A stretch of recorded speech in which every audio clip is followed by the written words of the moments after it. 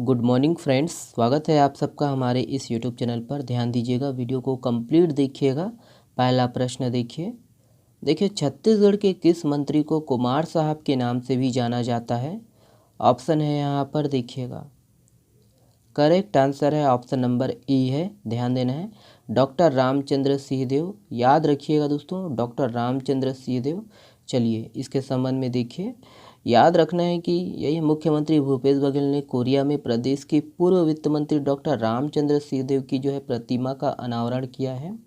और डॉक्टर रामचंद्र सिंहदेव को दोस्तों कुमार साहब के नाम से भी जाना जाता है। वह कुशल फोटोग्राफर भी थे। और देखिए छत्तीसगढ़ के पहले वित्त मंत्री और कोरिया के राजा कहे जाने वाले रामचंद्र सिंहदेव का 2018 में निधन हुआ था। ध्यान दीजिएगा कि रामचंद्र सिंहदेव अविभाजित मध्य प्रदेश में भी कैबिनेट मंत्री रहे। वो दोस्तों कोरिया नरेश और कोरिया कुमार के नाम से भी विख्यात थे। ध्यान देना है। और मध्य प्रदेश से अलग होकर छत्तीसगढ़ में जब पहली सरकार बनी तो रामचंद्र सिंहदेव वित्त मंत्री थे, वही है, याद रखिएगा। और उन्हें अर्थशास्त्र का जानकार माना जाता था। ठीक है, तो ये सब पॉइंट है, ध्यान दीजिएगा। चलिए नेक्स्ट देखिएगा। देखिए निम्नलिखित में से किस जिले में मिट्टी के मड हाउस का शुभारंभ हुआ है? ऑप्शन है यहाँ पर देखिएगा।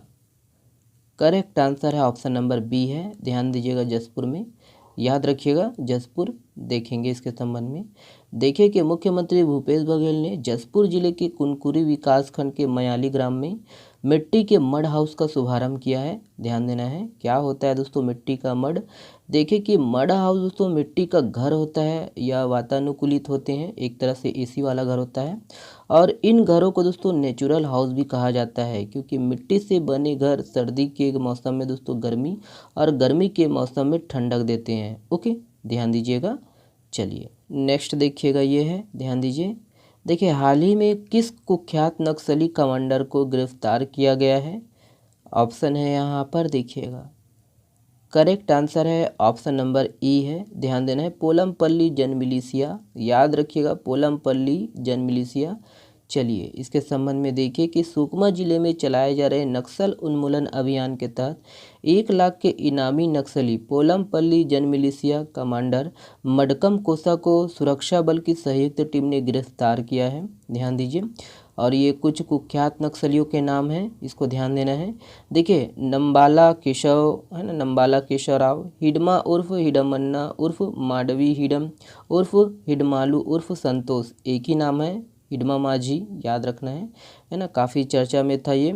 और देखिए है ना, गगन्ना राव, गणपति उर्फ रमन्ना राव।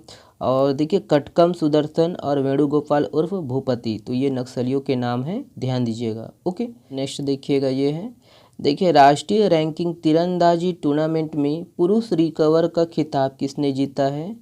ऑप्शन है यहाँ पर देखिएगा। करेक्ट आंसर है ऑप्शन नंबर बी है, तरुणदीप राय। याद रखिएगा, तरुणदीप राय। चलिए इसके संबंध में देखिए कि अनुभवी तरुणदीप राय ने राष्ट्रीय रैंकिंग तीरंदाजी टूर्नामेंट के अंतिम चरण में पुरुष रिकवर का जो है खिताब जीत लिया है।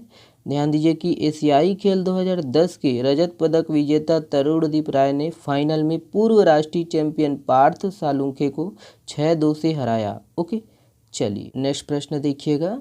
देखिए पीएम मोदी ने एशिया के सबसे बड़े एरो शो एरो इंडिया 2023 का उद्घाटन किया। इसका थीम क्या है?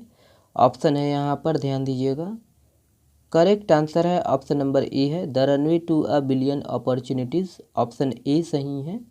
चलिए देखिए कि प्रधानमंत्री नरेंद्र मोदी ने बेंगलुरु में एशिया के सबसे बड़े एरो शो एरो इंडिया 2023 के 14वें संस्करण का उद्घाटन किया है। ध्यान दीजिए। और देखिएगा कि भारतीय वायुसेना प्रमुख air chief marshal V R. Chaudhari ने मेगा एयर शो के उद्घाटन समारोह में फ्लाई पास्ट के दौरान गुरुकुल गठन का नेतृत्व किया। ओके, चलिए नेक्स्ट देखिएगा, ये है। देखिए छत्तीसगढ़ के किस राज्यपाल ने छत्तीसगढ़ स्वामी विवेकानंद तकनीकी विश्वविद्यालय के विभिन्न संशोधन प्रस्तावों का अनुमोदन किया है?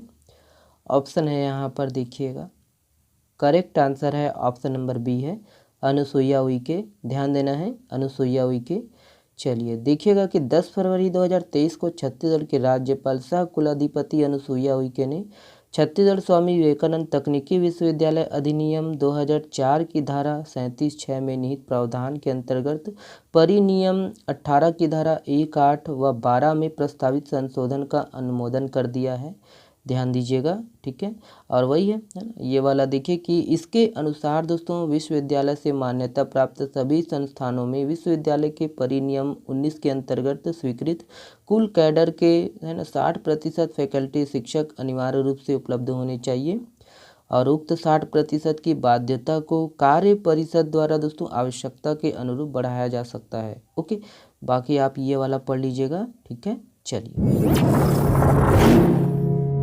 देखिए, छत्तीसगढ़ के राज्यपाल के रूप में किसे नियुक्त किया गया है? ऑप्शन है यहाँ पर देखिएगा, करेक्ट आंसर है ऑप्शन नंबर बी है। ध्यान देना है, विश्वभूषण हरिचंदन। याद रखिएगा, विश्वभूषण हरिचंदन। चलिए देखिए, छत्तीसगढ़ के मलखम्ब खिलाड़ियों ने खेलो इंडिया यूथ गेम्स 2022 में कुल कितने पदक जीते हैं? ऑप्शन है यहाँ पर देखिएगा, करेक्ट आंसर है ऑप्शन नंबर डी है 16। ध्यान देना है 16। राज्य के किस संभाग में नीलगिरी वृक्ष का रोपण नहीं किया जाता? ऑप्शन है यहाँ पर देखिएगा, करेक्ट आंसर है ऑप्शन नंबर ई है रायपुर। ध्यान देना है रायपुर। और ये मुख्यमंत्री वृक्ष संपदा योजना के कारण चर्चा में है। ध्यान दीजिए, देखिए हाल ही में चर्चित बोडला विकास खंड छत्तीसगढ़ के किस जिले में स्थित है? ऑप्शन है यहाँ पर देखिएगा, करेक्ट आंसर है ऑप्शन नंबर बी है कवर्धा। ध्यान देना है कवर्धा। ये वाला प्रश्न आप लोगों के लिए है। इस प्रश्न का जवाब आप लोग को देना है कमेंट्स बॉक्स में। छत्तीसगढ़ हाई कोर्ट का नए चीफ जस्टिस किसे बनाने के लिए सुप्रीम कोर्ट ने केंद्र सरकार को अनुशंसा किया है? ऑप्शन है यहाँ पर, इसका जवाब आप लोग कमेंट्स में दीजिएगा।